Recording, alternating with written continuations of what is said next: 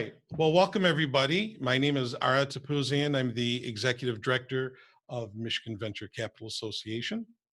And this is part of our ongoing webinar series that we've been doing really since the beginning of COVID back in March. And we've been focusing on a variety of different topics.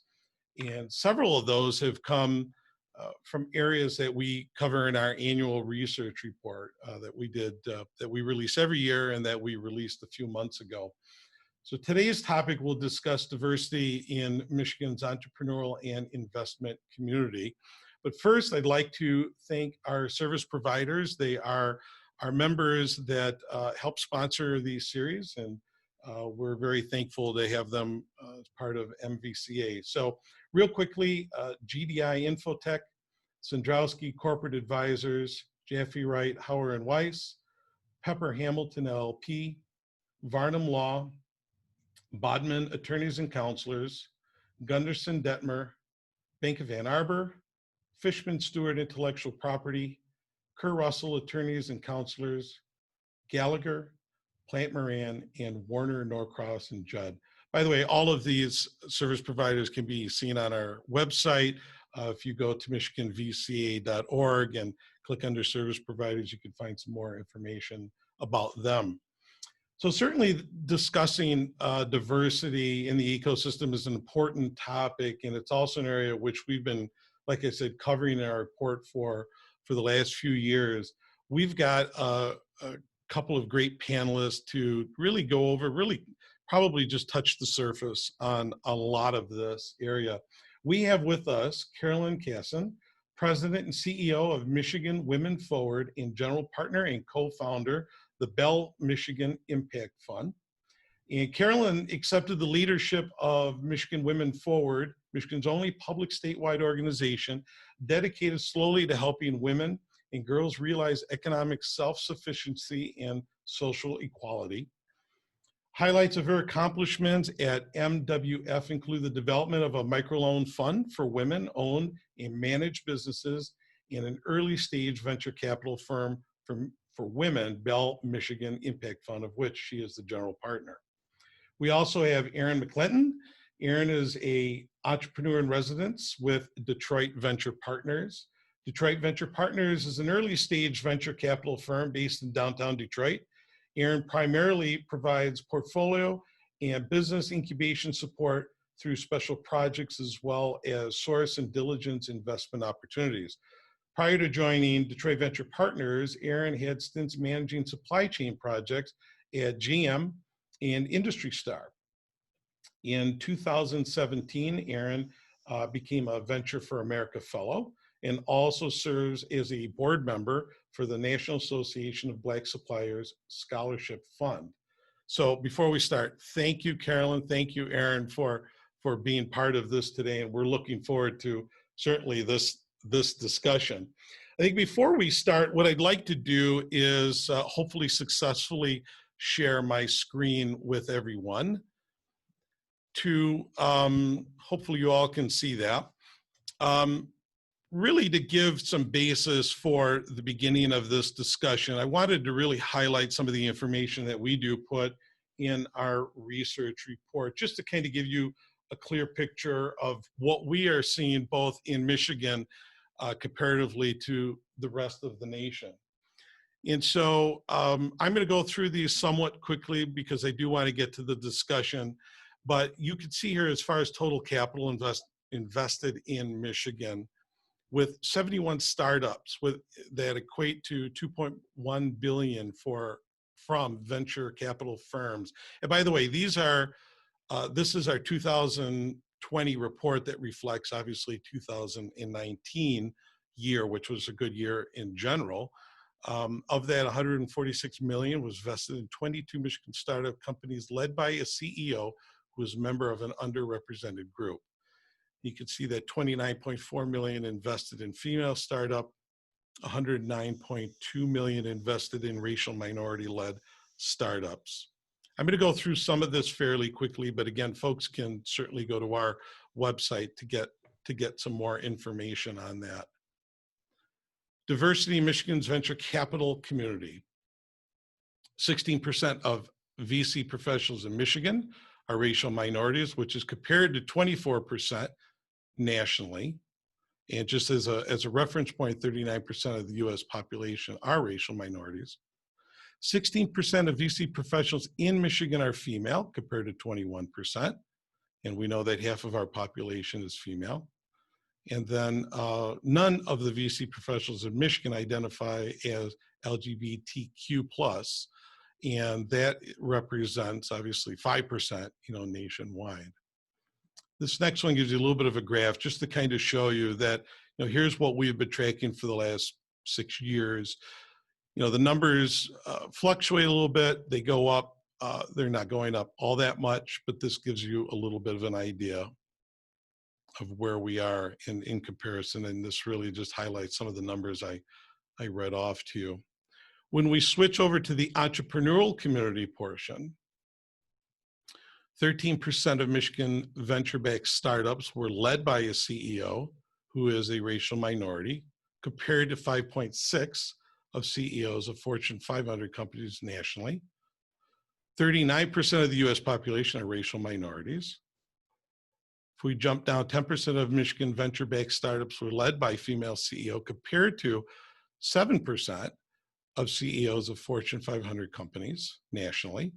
And then 2% Michigan venture-backed startups were led by a CEO who identifies as LGBTQ+, comparatively to 5% of that same community nationwide. And again, this gives you sort of a picture graph of all of that to really take a look at. Okay, so I think I did that somewhat successfully technology-wise. We're just going to really jump into this, and I want to start with really as far as the Michigan ecosystem goes. Many would say that we're a very early community. Michigan's an early community comparison to the coastal regions for venture activity. Certainly, there's some success stories regarding investments to female and minority investors and entrepreneurial community, but clearly not enough, or they're not getting the publicity. So our first question and I'm going to ask Carolyn if she'd lead us off, how can we get more of these stories to see the light of day? Carolyn? First of all, we have to have more stories, right? We need to correct this imbalance. Your data is it tells the whole story, and the actual how much women-led companies got in the 29 million, I think it was, right? 29 million in last year went out of 2.1 billion. That's not a whole lot more than 1.5%. It's not a very good amount of money. So part of the reason we don't get a lot of publicity about it is because there aren't enough of us. And so that's really something that the whole reason Belle was founded. I too was an entrepreneur in my professional career, and after I was able to come back to Michigan, I wanted to redress that imbalance, and I wanted to invest only in women-owned, women-led companies, and so that's that. The part of the reason is because we want to showcase, our first fund had about 10 companies in it, all women-led. And now this current fund has 10 companies that we talk about all the time. In this current fund, most of them are from Michigan. And so we need to keep talking about them. We need for all of you to get to know them.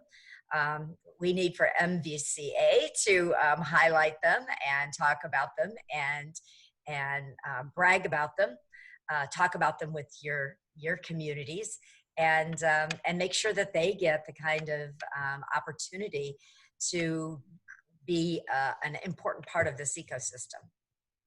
Aaron, how would you add to that? Yeah, I mean, when you think about I would say the earlier stage ecosystem here in Michigan, especially in Detroit,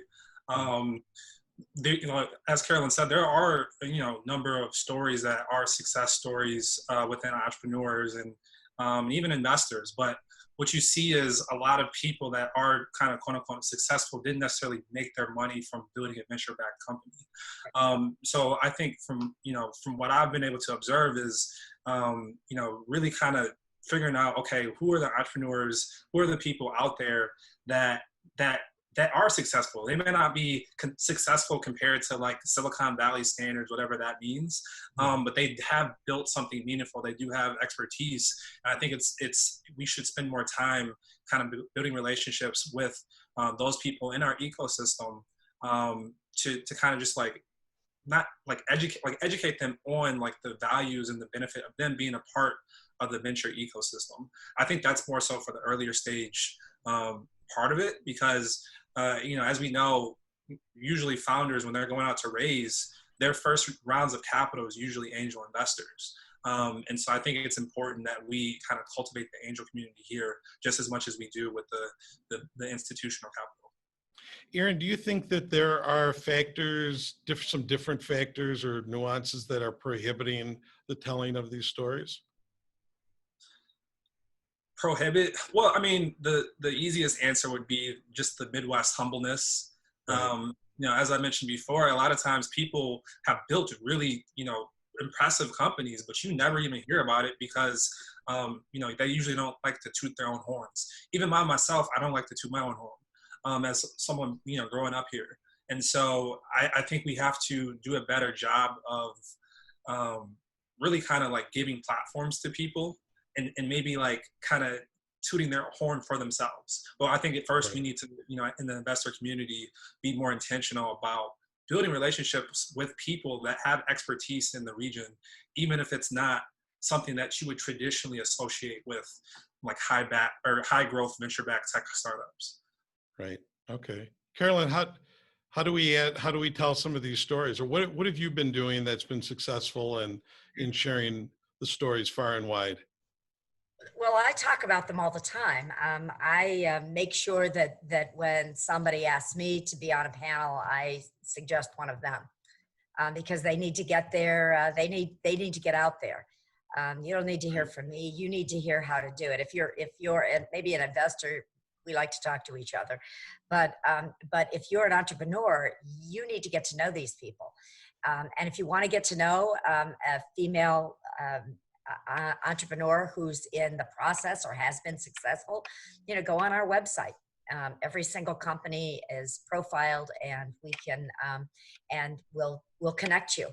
We do a lot of connecting of entrepreneurs, so that you get a chance to talk about your struggles with somebody who's already been through them. And that seems to me to be the best way of getting this ecosystem bigger, broader, deeper, and connected. Right. Before we keep going on, I do want to remind all of our attendees, if you have a question, feel free to send us a note in the chat. We will try to get to those either while we're talking, if it lines up properly with the question of where we're at, or we'll certainly get to that at the end. So feel free to certainly send those to us. Carolyn, Aaron, so as I talked about earlier, our research shows how startups for minorities are underfunded. And whereas the stats seem to be going in that right direction, it's still slow, and there's still a disparity that is significant. Now, to be fair, this is both nationwide, but certainly affects Michigan. Aaron, let's start with you. Why do you think these stats are so low? Yeah, I mean, if you look at the top of the funnel, most of the investors that are making investments don't look like, the people that are not getting funded. And so I think that's one of the areas that's creating a barrier for more success in this area.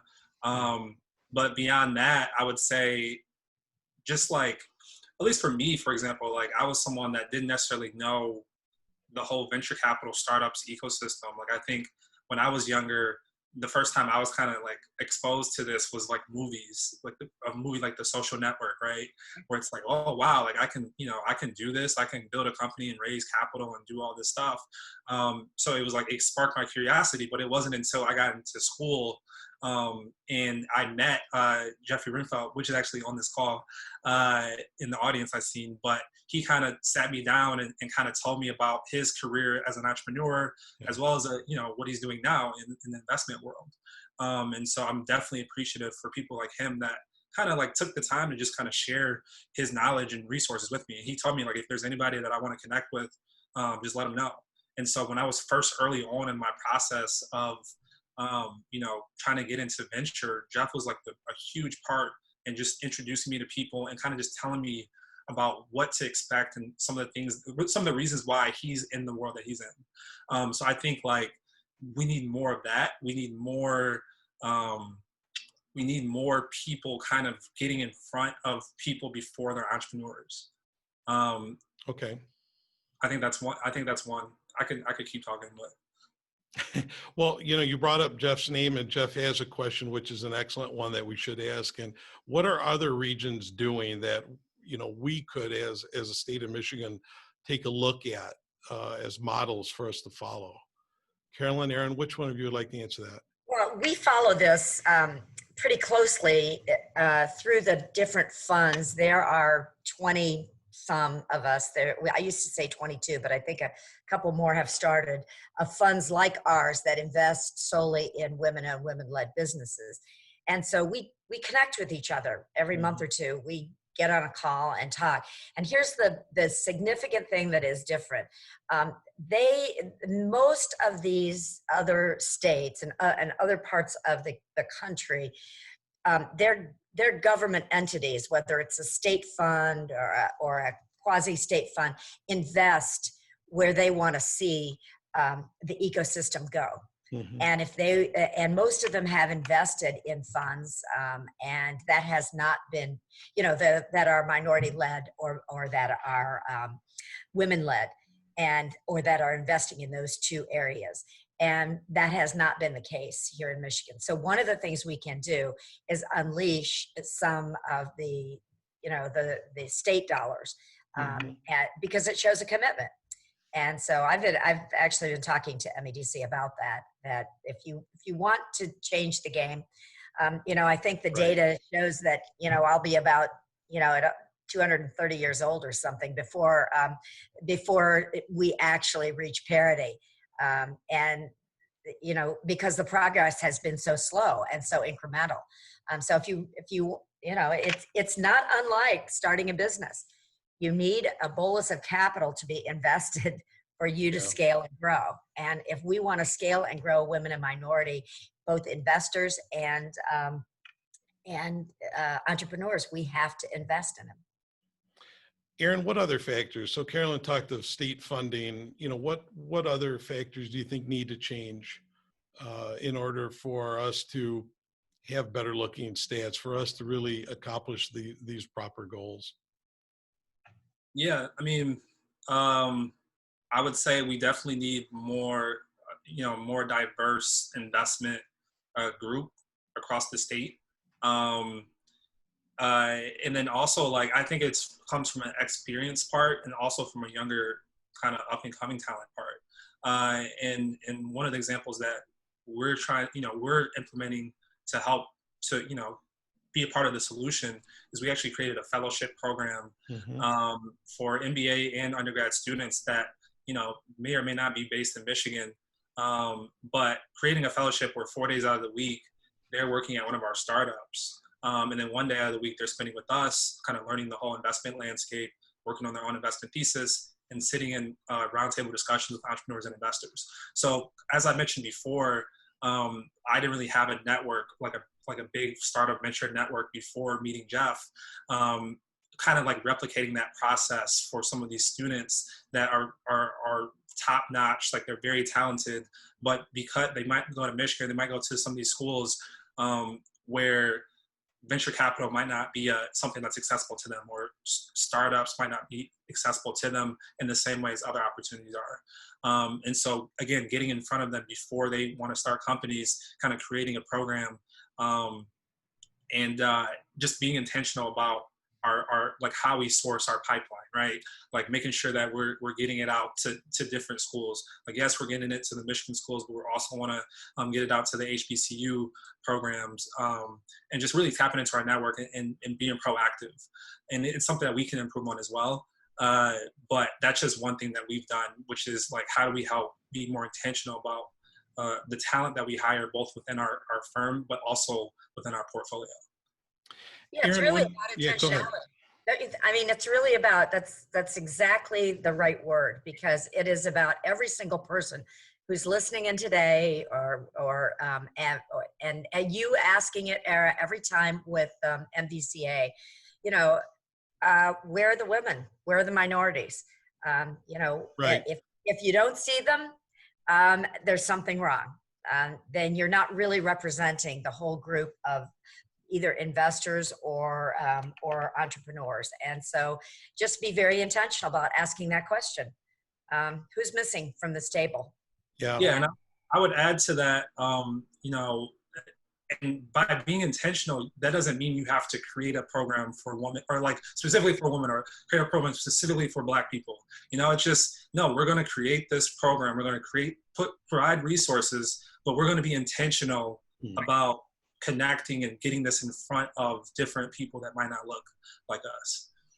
Aaron, when we prepped for this, and I think Carolyn, you made the joke, geez, we should have just filmed this and put that out there. But Aaron, you had a great description or example when we talk about making those connections and our networks. I'm hoping you remember that conversation that we had. It's been several weeks since we've last talked about it, but you really talked about our own personal networks and how that needs to change a bit.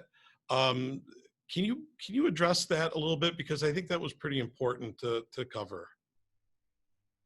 So we were talking about, essentially it's like, one of the reasons why this is such a challenge is, you know, we tend to do business with our friends and people that we're comfortable with, and we have kind of familiarity with. And so if your network, if your friends are not necessarily people that don't look like you, it's kind of harder to recruit and kind of like identify entrepreneurs that fit that mold. Because you might have well intentions, but let's just be real, it's harder. So yeah, I mean, I don't know. Like, I don't know how you would improve that. Like, I think just being more intentional. Like for me, for example, sometimes entrepreneurs, people will contact me, and I don't always want to like take the time to have a call with them or to spend a lot of time, because it's like, a lot of times I get like cold outreach from people that don't have a lot of direction. And, you know, as you know, someone in this space, your time is limited.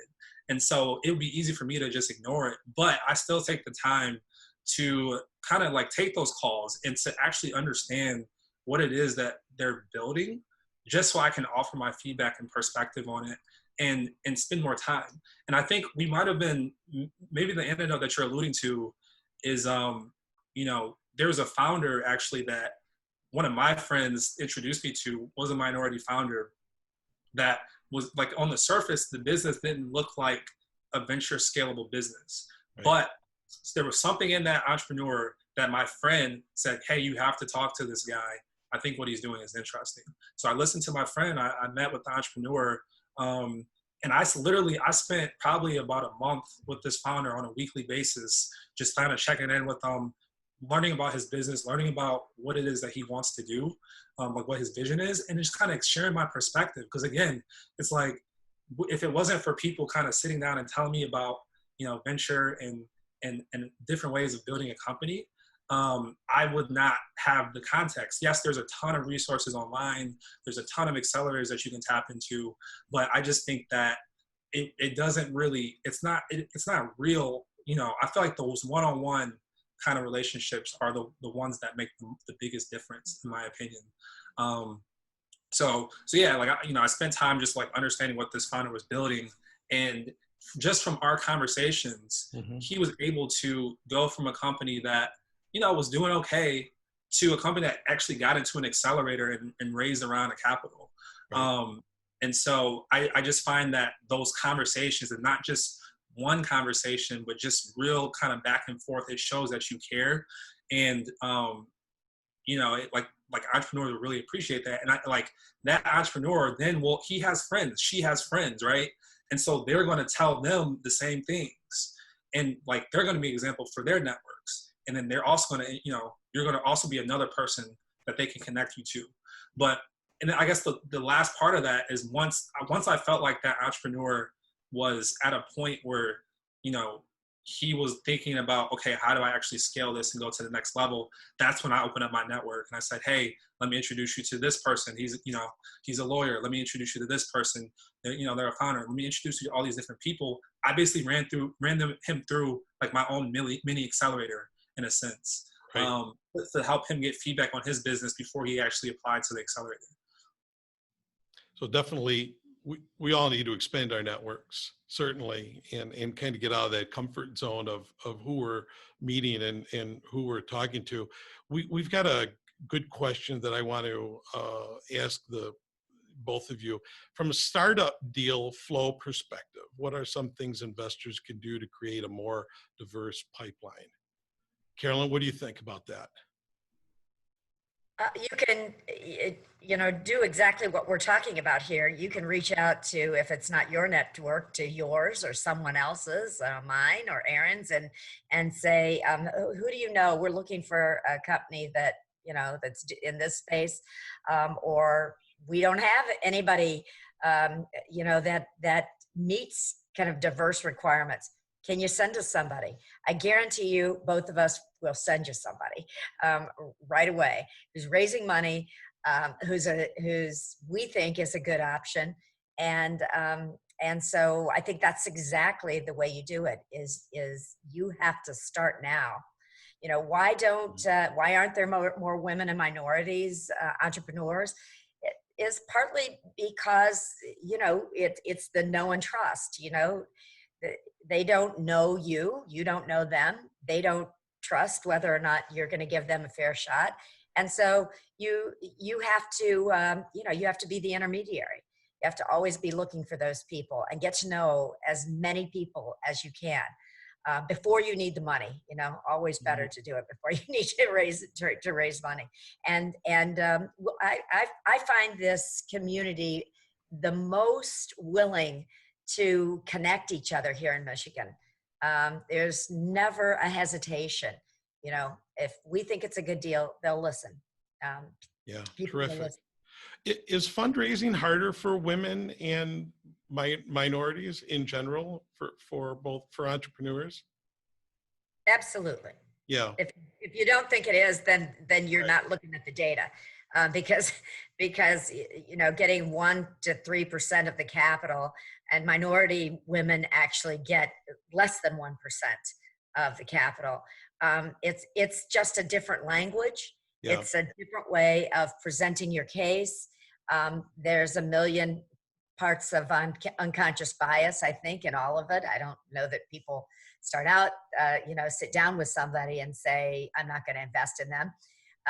But there's this sort of unconscious bias. If you read the research around it, it's really interesting.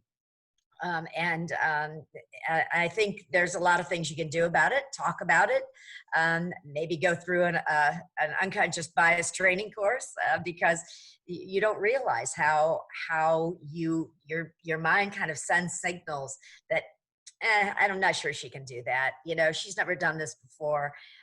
They don't make the same connections if it's somebody that looks like you. So let us help you with that problem if you really want to change it. Yeah. So as the world changes, how we do business needs to change. So, I mean, we certainly don't want to focus all of these series on COVID, but I mean, we'd really be remiss to not touch on it. And it's going to impact, it has impacted all of our lives. And so how we do business really needs to change overall. Any examples of maybe some new methods that you're seeing out there I guess this is a little bit of the question Jeff had earlier, but I mean, let's talk about some methodologies that are going on in general, or maybe best practices in your, what you're seeing within your organization. Should we be doing? Who wants to grab that, Aaron? Well, I guess like I can speak from my perspective. So like, for example, this week, a founder that I've built a relationship with, he has a company. Basically, they're creating learning gyms. So they're helping people that want to learn how to code and want to learn different digital skills online. They want to teach themselves, but they still want a mentor and they still want a community and accountability to help them. And so he's like basically creating this service for them. And a part of that program that he offers is he has mentor kind of lunch and learns, if you will. They're not necessarily lunches, but and so like, you know, I understand that a lot of the people that are going through his process are minorities. And so it would be easy for me to say, no, like I don't have the time to do it. But instead of doing that, I said, okay, yes, like I'll do it. And so I'm going to have get the chance to kind of like share my experiences and the things that I've seen being successful and answer their questions and just kind of like plant a seed and be somebody that they can reach out to as they think about building their businesses and expanding their careers in tech and whatever they want to do. So I would say for one, just kind of like saying yes more to different things, different types of opportunities that on the surface, it might not look like something that is a ton of value add for you, but you never know how you can change someone's life by just planting a seed and being present. Yeah. So we've got another question that came in, and it's really fits along the lines of this discussion. How do we plug folks in that aren't plugged in to the resources that are out there? How do we find and connect with that entrepreneurial community, that diverse community that doesn't know what's out there that exists? How do we reach them? We do monthly office hours at Belle. Okay. You don't have to be pitching us. You don't have to be doing a raise. It's just an opportunity for you to come in and talk about anything. Do the kind of things that Aaron, get advice that is either helpful to you or that you can reject it. It's okay, but I think. Back to the kind of the last to meld these two questions together, COVID has actually leveled the playing field in some ways because, we all have Zoom and we can talk to each other. And it's a lot easier to get in front of people on Zoom than it is to get in front of somebody, who you have to find a time to meet with, who might be, available or not available. I think it's been tremendous, and I think that it will keep doing it this way. We used to do office hours in person, so people would have to sign up and show up. Now we can schedule 10 or 15 people as a Zoom call, and we don't leave our homes, they don't leave theirs. It's really, really, I think, been positive. So I think a lot more of this, I think we have access to people that we've never had access to before, because there's this sort of unique time frame, and we're taking advantage of it for women. So. Yeah. I would say, to add on to what Carolyn says, like when you're having these office hours or you're having these conversations with founders and entrepreneurs, just make sure to be real, like have real conversations, give real feedback. Right. Because if you kind of like, if you sugarcoat things or you're not like really getting into like a real conversation, what happens is that founder might, want to raise from you or want to do something with you, and you tell them all these things and then they do them and then you still don't want to invest. It kind of sends like a mixed signal in a sense. So I would just say, like, when you're having these conversations, like be like brutally, like be honest, like obviously don't be brutally honest, but be honest, have real like conversations with founders. Right. Excellent. You know what, guys, we're running out of time. Any kind of final thoughts that the two of you would like to mention as we close out? We've had a few people that have asked whether or not they can get your email and whatnot. I'm assuming it's okay if we share that with our attendees, but let me leave it and put it out there of if there's any sort of final thoughts, or where do we really need to take the conversation from here? Yeah, Well, I mean, go ahead. I was just like, one of the things that was mentioned earlier, just like how do we open up our networks? Again, like speaking from my own experiences, I did not really catch myself up to speed on having like a genuine perspective until people started to like proactively say, hey, like you're interested in this, let me connect you with this person that's an expert in this, right? Like if I'm interested in supply chain tech, maybe you can introduce me to a founder in the supply chain space. Again, so it's like, and again, like building that trust, building that relationship, and opening up your network to different experts in your network, or open up your network to founders that you might have access to experts that they might not even know exist. I think that's huge, and that's something that I do. Like for example, one of our fellows actually, she's interested in the future of education and learning in like learning space. And so I have a couple, I know I have a couple of friends that I was able to introduce her to without her asking me. So just like, I think a lot of times it's like when you're in a space of privilege, in a sense, where you're a venture capital investor, you kind of expect people to kind of do the work, make it easier for you to help them. And I get that. Like, I think that to an extent, like, yes, like if I want somebody to help me, I'm gonna do a lot to make it easy for them to say yes. But at the same time, I think that if this is something that you actually want to be intentional about being a part of the solution, you shouldn't make them go on your LinkedIn and find people that you want to make do intros for. You should be a little more proactive and saying, hey, like this is somebody that I can connect you with.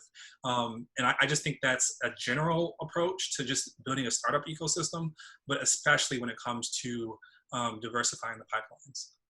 Great, thanks, Aaron. Carolyn? Well, it's Aaron's right on target, and I would just say to every single one of you out there who is a founder or wants to be a founder, this really is what you should be doing all the time. Mm-hmm. I mean, we didn't call it, when I was starting out in business, we didn't call it networking. We just thought, these are the people I need to know to help my business. And if you just be tenacious and be, as Aaron says, be real, be honest. Nobody expects you to know everything. No, I always say to women, we don't expect you to speak this language if you haven't spoken it before.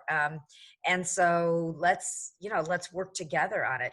I find that people will absolutely open up their networks, and you'd be amazed.